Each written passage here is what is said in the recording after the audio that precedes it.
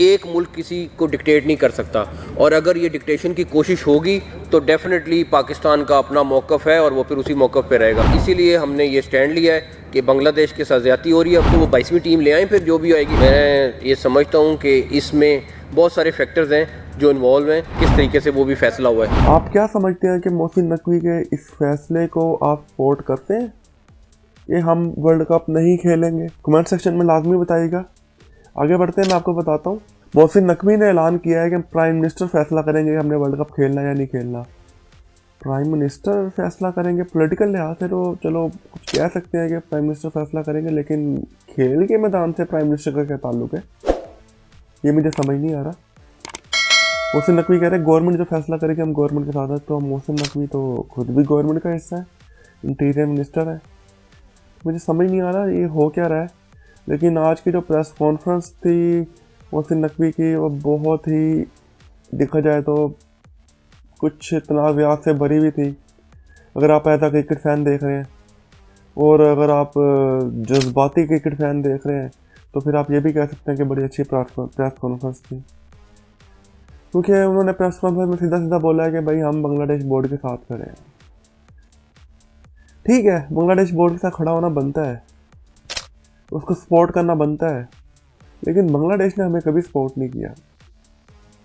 चाहे जितने भी अच्छे हालात हों, बुरे हालात हों, हमारे आपस में क्या ताल्लुकात चल रहे हैं, क्या नहीं चल रहे, क्या क्या सर्कमस्टांसेस हैं, क्या नहीं है, बांग्लादेश ने कभी हमें सपोर्ट नहीं किया। बांग्लादेश ने यहाँ तक के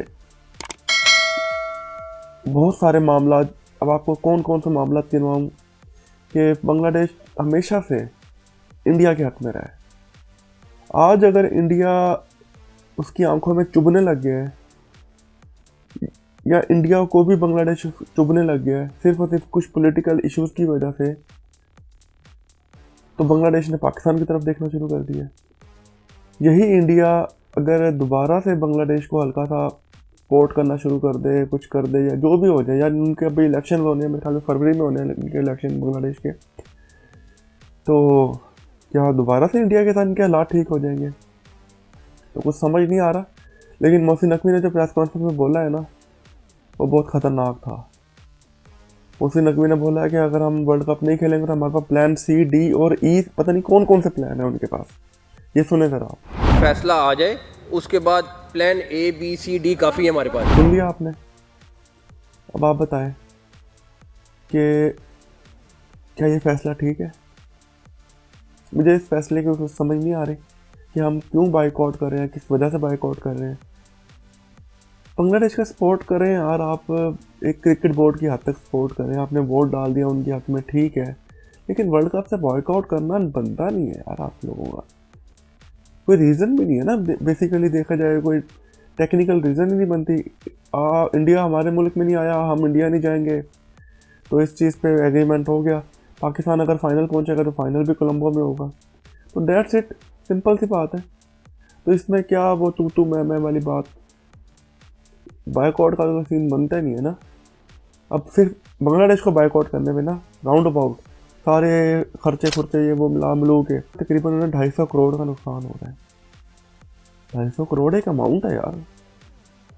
ये मेरे ख्याल में 3-4 लाख तो उनको सीधा सीधा वर्ल्ड कप का नुकसान हो रहा है ना, वो भी स्ट्रेट फॉरवर्ड। अगर देखा जाए मेरे ख्याल में 3-1 लाख तो एंट्री फीस होती है ना, ये वो मिलती ही मिलती है। ये वो टीम जा रही है वर्ल्ड कप खेलने, तो उसे $3 लाख मिलते ही मिलते हैं लाजमी। उसके बाद ग्रुप स्टेज के एक मैच जीतने में पता नहीं मेरे ख्याल में $30-35 हज़ार मिलते हैं। तो बांग्लादेश ने, उनका ग्रुप आसान था, इतना मुश्किल ग्रुप नहीं था। Italy, Nepal, West Indies, England. Bangladesh ने इंग्लैंड को वर्ल्ड कप में 2 दफ़ा हराया हुआ है, वेस्ट इंडीज़ को मैनी टाइम्स हराया हुआ है। उसके बाद स्कॉटलैंड तो अब आई है उनके ग्रुप में।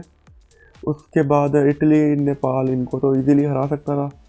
तो कहने का मतलब है कि बांग्लादेश का ग्रुप इजी था, और बांग्लादेश तकरीबन ये $1,20,000 और ये $3 लाख, तो ये अच्छी भली एक अमाउंट है। ये तो सीधी सीधी अमाउंट है ना जो उनको मिलनी थी। उसके बाद अगर सेमीफाइनल पहुंच जाते या फाइनल पहुंच जाते तो वो तो फिर अमाउंट ही फिर कहाँ चली जाती थी। तो उसके अलावा अब अगर बांग्लादेश में मैच नहीं देखा जाता, या उनकी मीन्स के गवर्नमेंट ये भी ऐलान कर देती है कि हम जी ब्रॉडकास्टिंग नहीं करेंगे या हम टेलीकास्ट नहीं करेंगे जी वर्ल्ड कप के मैचेस का। तो उनका जो मेरे ख्याल में ऑफिशियल स्पोर्ट्स चैनल है टी स्पोर्ट्स है, तो उसको भी अच्छे वाला नुकसान है, एड्स नहीं होंगे, ये नहीं होगा, मैच नहीं दिखाएंगे। देखा जाए तो आईसीसी को भी अच्छा वाला नुकसान है, नुकसान सबको है। क्योंकि अगर बांग्लादेश हर तरह से वर्ल्ड कप का बाइकआउट करता, टेलीकास्ट नहीं होता, ये नहीं होता, वो नहीं होता, तो बांग्लादेश मेरे ख्याल में दुनिया में तीसरा या चौथा बड़ा आई कैचिंग मुल्क है। आई कैचिंग मतलब कि जहाँ पे ज़्यादा ऑडियंस क्रिकेट को फॉलो करती है, ज़्यादा ऑडियंस क्रिकेट की तरफ माइल है, क्रिकेट देखती है, क्रिकेट को पसंद करती है। तो अगर इतनी ऑडियंस वर्ल्ड कप नहीं देखेगी तो आईसीसी को तो सीधा सीधा नुकसान है। टीआरपीज डाउन जाएंगी, ऑडियंस कम होगी, व्यूअरशिप कम होगी। तो नुकसान दोनों को हो रहा है, एक को नुकसान नहीं हो रहा। इस नुकसान में अब पाकिस्तान भी चाहता है कि साਡਾ भी नुकसान हो जाए। तो समझ नहीं आ रही कि मोहसिन नकवी की इस प्रेस कॉन्फ्रेंस का आज मतलब क्या था। साफियों ने बड़े सवाल किए हैं, काफ़ी सारे सवाल किए। साफियों ने भी बाइकआउट के हवाले से सवाल किया कि आप बाइकआउट पे कायम है, नहीं है। मेरे ख्याल में सवाल ये बनता था कि वहाँ पे कोई एक साफी अगर ये बात सवाल कर देता कि मोहसिन नकवी साहब हम वर्ल्ड कप का बाइकआउट क्यों कर रहे हैं, हमारे पास टेक्निकल रीज़न क्या है वर्ल्ड कप बाइकआउट करने की, ये सवाल बनता था इसी एक आधे सवाल साफी का। तो फिर आगे से देखते हैं मोहसिन नकवी का क्या जवाब आता है। तो टेक्निकल रीज़न तो हो ना वर्ल्ड कप के बाइकआउट करने की। जैसे शहबाज शरीफ साहब बोलेंगे कि वर्ल्ड कप में नहीं जाना तो बस इमाम के पीछे अल्लाहू अकबर, बस समझ नहीं आ रहा ये हो क्या रहा है। देखते हैं, अल्लाह करे पाकिस्तान के लिए, पाकिस्तान क्रिकेट के लिए बेहतर हो, और बांग्लादेश के लिए भी दुआ करते हैं। हमारा ब्रदर मुल्क है, इस्लामी मुल्क है, अल्लाह ताला उनके लिए भी बेहतर करे।